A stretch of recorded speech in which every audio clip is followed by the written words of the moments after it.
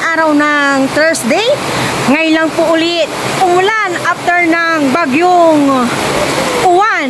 And buti na lang po nakauwi na si Papa Ryan. Kaya yan, maliligo siya sa ulan. Napakalakas po yung ulan. Ang ulan is doon po sa harap, yung pinakaano ng hangin. Basa na po dito. Oh my gosh, nakalimutan ko pala dito. Yun, buti na lang. Pero basa na, oh. It's too late na. Tanggalin ko na lang pala to.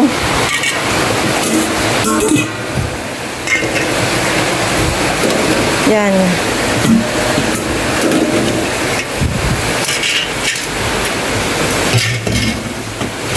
Diyan na lang. No? Basang-basa na agad. Tapos akyat kami ni Papa Ryan agad kanina sa taas kasi nga yung bentana dun sa may harap sa mga kwarto. Bigla-bigla pong ano, pagbuhos ng ulan. Buti na lang kinuha ko na yung mga sinampay at tuyo na rin. Inaano kanina kung saan yung hangin. Yung pala doon sa harap, hindi sa, dito sa likod. Pero nabasa pa rin po dito. Nag-start na naman dyang ano, mag-ipon yung tubig. Buti na lang doon sa may mga okra medyo mataas. Oh my gosh, yan po yung galing sa harap na tubig. Kaya ayun, itim. Yan po yung dala. Ano?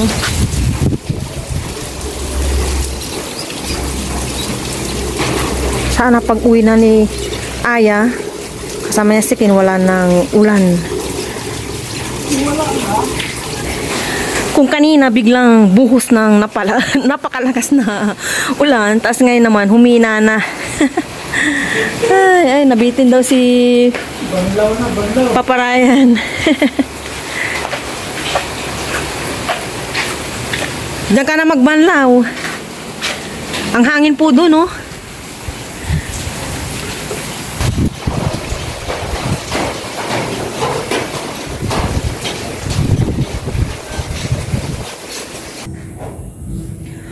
Padilim na po, 5:20. Sabi ko magbubungkal po ako para makapagtanim na. Kaso padilim na. Baka bukas na lang po siguro pag wala akong gagawin. Kawawa yung mga ukra dito. Kanina nalunod po sa tubig ulan.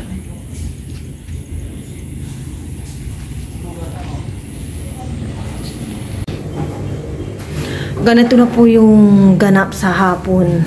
Dahil mabilis nang gumabi, magpa 5:25 na. Yan, maagang pagwalis po ni Aya. Yan po yung kanyang daily routine sa hapon. And nagpupunas po siya sa may terrace. And ako naman sa umaga, parang yung walis po namin sa taas, 2 beses. Morning and then yung sa gabi. Dito sa baba, morning and lunch, pagkatapos kong ipitan si Aya, and then sa hapon, yun. Yung iba, akala nila walang ginagawa po si Aya. Marami din pong ginagawa si Aya. Ayan na naman po yung ulan. Hello everyone, good morning po sa inyong lahat, and then God bless po, it's Friday. Kamusta na po ang lahat? Naglalaga na po ako ng saging na saba sa labas. Yung leftover ko pa nung naglaga ako nung isang araw. Si Papa Ryan, ang aga niyang nagising. Edit is life. 1:30 na po siya natulog. Madaling araw na. Tapos ngayon, nag-alarm na naman siya ng 5 gising na. Tigpa po tayo ng kape. 2. Tag-isa po kami ni Papa Ryan. Sabayan niyo po akong magtimpla ng kape ng makapag-kape po tayo ba yan? Yung klaseng ubo to. Ay.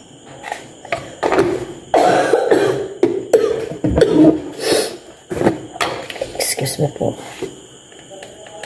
Nanay ko, may alarm na cellphone. Hindi naman nila ino-off. Dito sa kabilang kwarto. Kape. Bukas na kami mag-grocery ni Aya. Ewan ko ba bakit excited akong mag-grocery. Siguro dahil i-grocery na namin yung dapat i-grocery. Mga bibili na po dapat bibilhin. Ganito naman ako every year since may sarili na kaming bahay. Tapos gusto kong paghandaan yung Christmas and New Year. Tapos nga, habang nakaupo kami dyan ni Aya, si Papa Ray natulog eh. Hindi niya kinayang pag-i-edit. Natulog siya ng mga 4 siguro umakyat. Kasi nag-edit siya nung dumating siya. Naglilista ako ng for Christmas and for New Year na ihahanda. Sabi kay Aya, sa Christmas, simple lang. Ano lang, sakto lang. Tapos sa New Year, yun na yun. Ano, bonggang-bongga. Sakto lang para walang mapanis. Ito yung kay Papa Ryan. Ibigay natin ng mabuhay na yung kanyang... Thank you. Welcome. Mabuhay yung kanyang... ano ba yun? Mabuhay yung kanyang... Ano yung malam pag ano? Mabuhay yung... dugo. Mabuhay yung dugo niya, oh. Ang aga-aga pa. Hindi ko na bubuksan para maluto siyang kasi mamaya magsasapaw ulit ako ng dito sa nilagang saging na saba. Grabe yung ulan kagabi, napakalakas sa harap yung ulan, kaya hindi na ako nag-on ng mga Christmas light namin kagabi kasi ang buhos ng ulan sa may terrace, for sure basang-basa ang mga saksakan, kaya hindi ko na inon yung Christmas light kagabi. And then sanay na rin akong gumising ng maaga.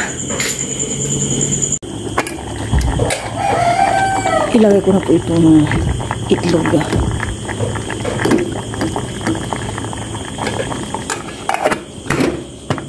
Breakfast is ready. Breakfast na po kami ni Aya. Sabay niyo po kami. Pero mag-break-break na po. Lord, maraming salamat po sa aming natin na lalo. Nasir, kayo po tayo makakabreakfast. So yung dalawa. Cheers. Nag-lower hilog na apat. Busy pa po si Papa. Excuse me. Kain po tayo ng breakfast. Kain pa kayo. Enjoy na. Kadiri. Ano mo? Magtabig yung ano mo, Tasha. Pag hindi ko po, pasalig yung Papa rin kasi.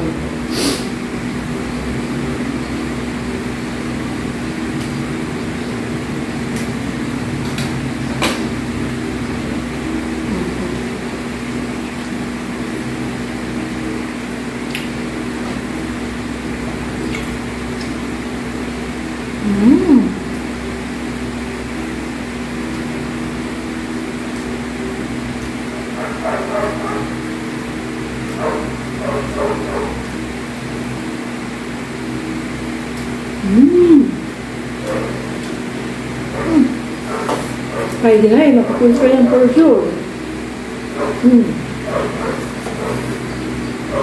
Pahinog lang ko yan. May sugar na siya. Kaiba naman. Nang Wednesday, di naman nagragagchan mo. Ludo. Huwag mo lang maili. Ubo ka na rin. Alam. Nabila ako na. Hala, nakalimutan na si Ay sa pasta niya. Bisi-bisihan. Wala. Ako? Sa Christmas vacation na, no? Ilang taon niya? 8. Ah? Dahil pa pa, nakalimutan natin si Ay sa pasta.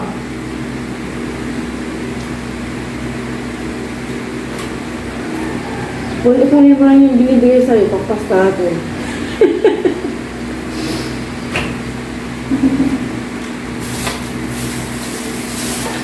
Gusto mo yan, ha? Ay, wala pong pandi ko, kuya. Bakit yung dala niya nga, sa keson? Gusto mo yung ano? Basta, ayan, ayaw ko. Iba ito ngayon. Iba ito, ready. Ngayon, kumain ka na. Pakitin na.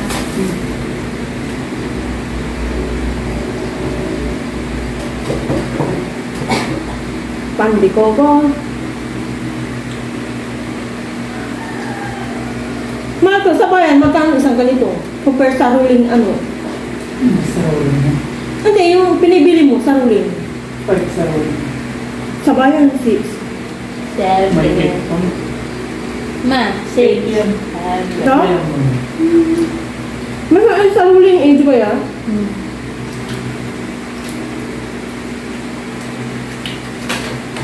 Mayo pa mo.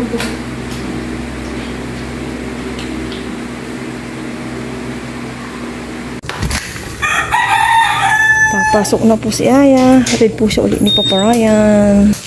Mag-date muna kami ni Papa Ryan sa bayan.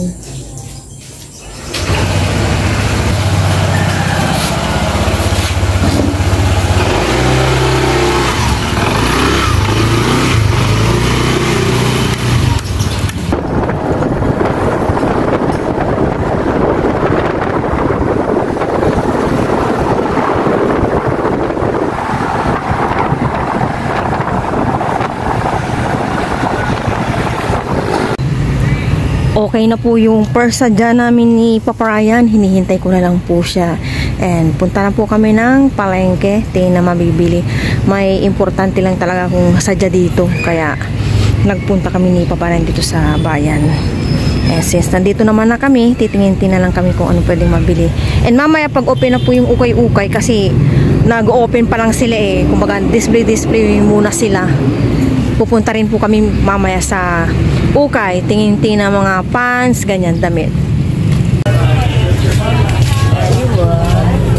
Palengke naman kami ni Papa Ryan. Nakabili na kami ng bangus, tapos yung chicken para bukas yung pork sa kana para hindi masyadong frozen na iluluto.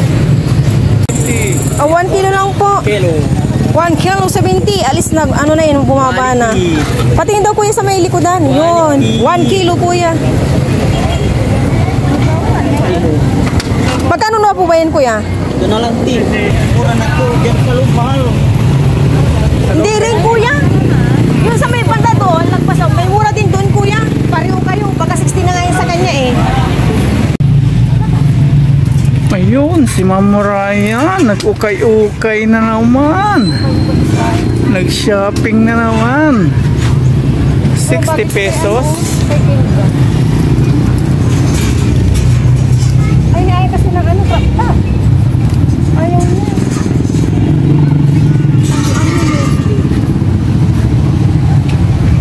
Ayun, ang dami.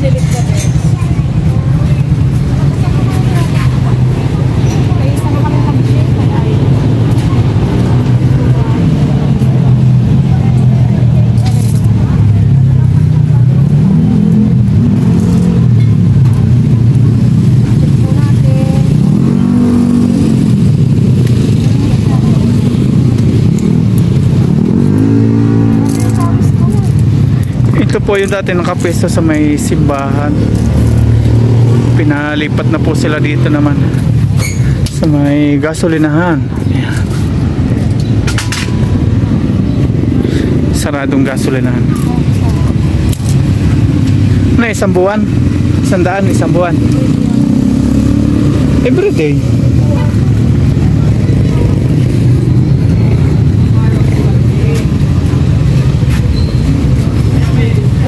Bagong arrival sila. Inaano pa ni ate? Dito tayo sa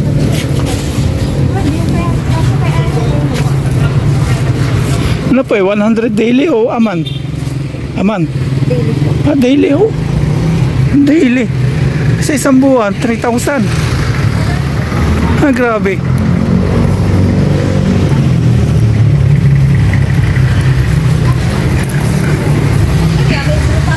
Ang renta po nila dito, daily pala, 100. Oh, grabe, mamumulubi.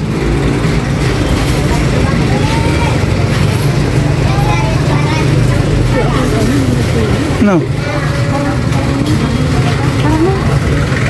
Wala na.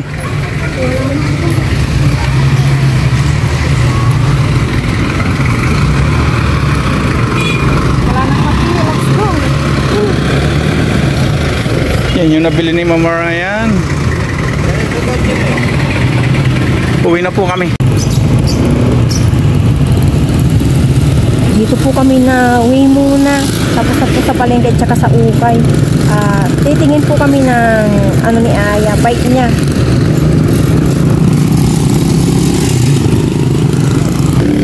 Dahil po ako nag-aral ng high school. Ito, elementary po ito. Usually yung mga nag-aaral dito yung talagang malasiki. Yung taga malasiki. Dito po kami sa may bilihan ng bike. Ayan, namimili lang po si Papa Ryan. Ang gusto ko si ni Aya vlog para terno daw sa ano mo, sa motor. Hindi yung ano niya, yung ano po, sa motor. Pero pipicturan ko din to. Ang gusto niya. Mga bike ko.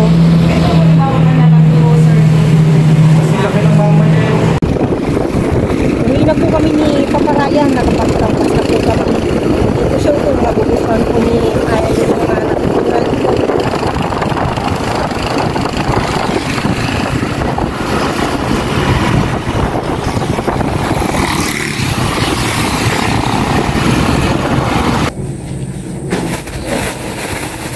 Nandito na po kami sa bahay. Ito po yung aking nabili.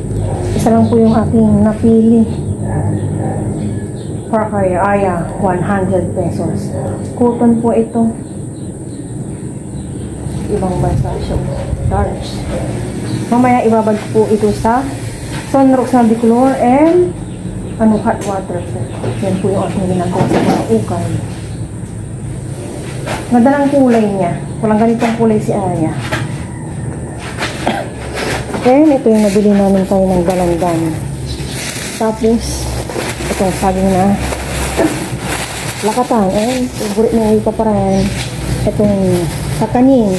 Tapos ito, paunti-unting panggisa, sibuyas, tsaka luya. And yung bulis na bungus na rin na po ni paparan. And then, ito, chicken.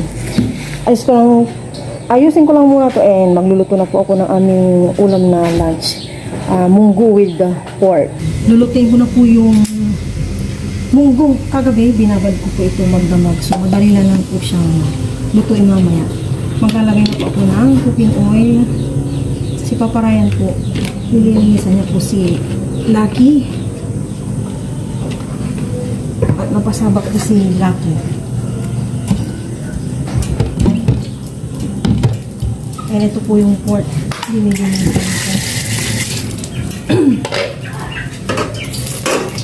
And nakapag-prepare na po ako dito ng bawang, sibuyas, kamatis. Mag-isa na po ako.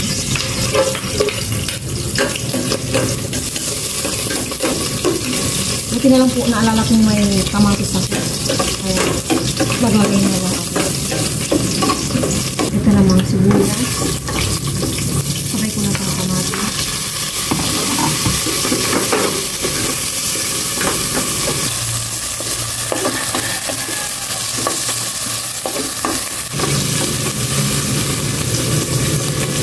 Ilagay ko na itong pork ng magisang namin.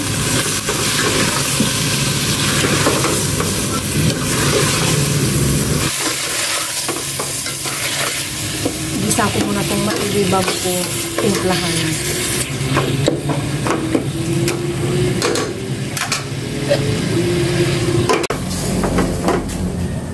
Ngayon, titimplahan ko ng pork cubes and asin.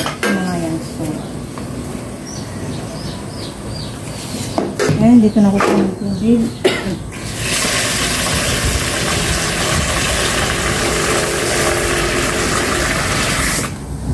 Mahangin po ngayon.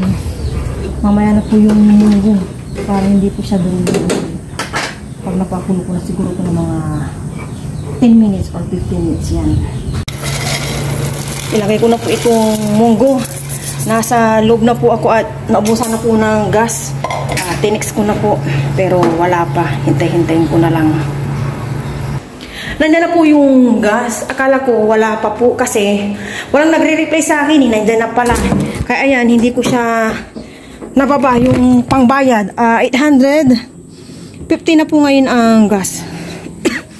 Dito tayo kukuha sa aking mga nakaatado. Yan. Wait lang, ito na. Itong wallet ko na kasi ito. Meron ditong pang grocery. May pang budget sa pagbayad ng wifi, sa tubig, and then sa ilaw yan. Mga naka-partition po ba ito? Babaan na po tayo. Buti na lang po mababa yung presyo ng gas. 11 kilo, 850. Before ano po ito umabot po ng 1,000 pag ganitong pa na Christmas and New Year. Ngayon 850. Nung last month, last nakuha ko is 920.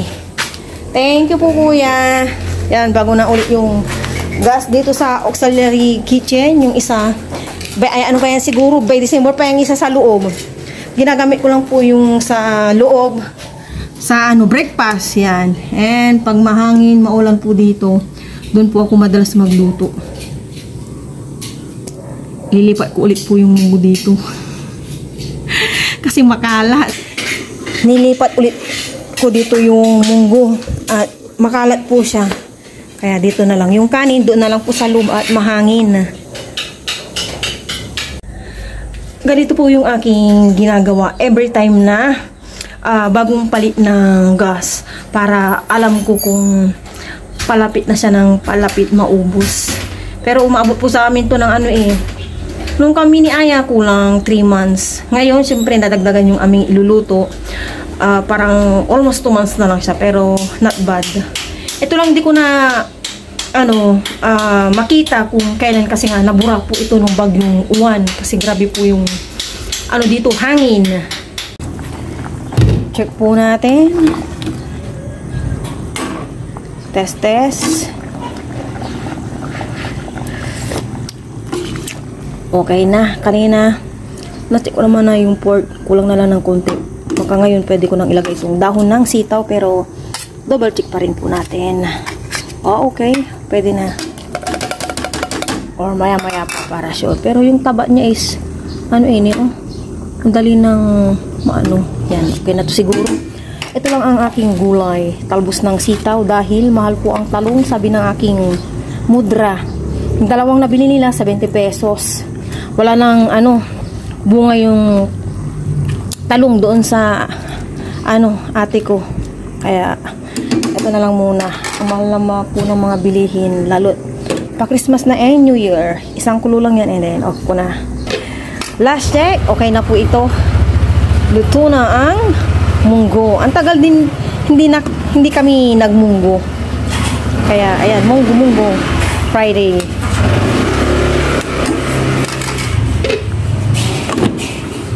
Dumating na po si Aya at pinag-usapan na po nila yung kanilang Christmas party. Kaya na po tayo, sabay din po kami sa aming lunch. Kain po tayo. Kaya po yun, pray mo na po. Lord, maraming salamat po sa araw na po. Love you po po ang gagawin mo. That's it. Oo, kalaya. Lahat ng lahat. Cheers. Yung Christmas party po nila ay is tentative date niya 17 or 18. Baka 18 na yan niya. 18 daw? Eh, sexist din po nila, unisex po yung, unisex niya, yung regalo. Ano yung unisex? Yung pwede pa lalaki, babae, ay kilakindra lang pala yun. Nagbulutan pala sila. Nagbulutan na, 150, and then kay Aya, hindi ko nabasa kanina kasi, ang dessert na lang daw, cookie jelly. Okay. Cookie jelly. Ang daming taba, oh. Sabi na yun. Nag-give to you. Yun nga. Ano, ang daming taba. Ayan, mapaghahandaan na natin yung gift. Cheers! Cheers. Thank you, Lord. Ito tayo. Para po sa inyo ang pagkain. Yung nabunot po ni Aya, siya din po nakabunot sa kanya. Parang nagbunutan kayo na. Siya din niya, sino nakabunot sa kanya? Hindi. Nakalimutan ko na. Ay, nabunot ni Rian si Andre. Pero sabi ni Sir mo kasi, Ay, hindi. Si Andre, nabunot niya si Rian. di ba pinabasa ko, hindi ko nabasa talaga ang may drinks na. Ang nakalagay doon, Sir Christian, sabi ko, Aya, drinks po. Okay, noted po. Tapos sinabihan ka ng cookie jelly. Hindi, dessert daw. Basta dessert. Sayang na lang. Pero gusto ni Andre sila yata lahat. Coffee jelly daw. Kakakaba pag, siyempre, hindi naman pare-pare yung mga kaklase mo. May matabang ang timpla, may mataas ang timpla. Bata ka pa, bawal ka ng kopi. Hindi yung ginagawa ko na. Milk jelly na lang. Ha? Okay, sasarapan natin yung coffee jelly na yan. Ano ba yung pinaka-main ingredients ng coffee jelly na masarap? Okay, ang Milo jelly. Bro. Nay! Ha? May isa lang Isa lang meron na. Makamta. Hindi ko alam. Saka ano dumating. Hindi kasi sila nag-reply. Hindi kasi sila nag-reply kanina. Isa lang. Isa lang. Meron po tayo dito kuya. Hindi na una. Ang sa ibang number yung pinagkesa mo. Baka yung sa akin, nabasa din. Baka? Yung message mo. Hindi yun. Hindi kasi sila nag-reply. Yung sagas po. May tumating na naman na sagas.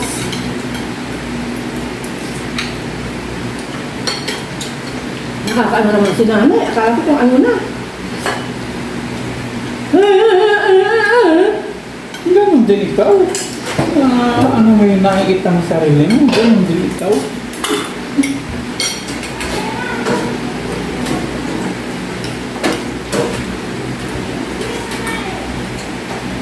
Kaya doon, Nay? Nabasa nga. Nabasa nga yung sa akin. Hindi kasi sila nag-reply. Minsan hindi nag-uusap sila. Magaling na rito. Hindi na nang tatanong. Kaya nga, dapat nag-usap sila.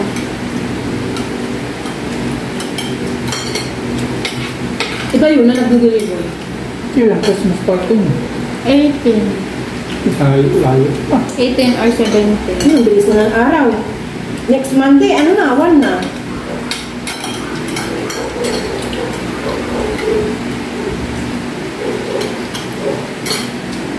So, sabihin mo lang kay Sir Juan. Hindi nabasa may dinimang na. Magbotohan na lang kayo kung anong deserve. Yun na. Nung grade 4 din kaya, kupigili, di ba? Ito, may lasa. Yung sa mga niya, Jace.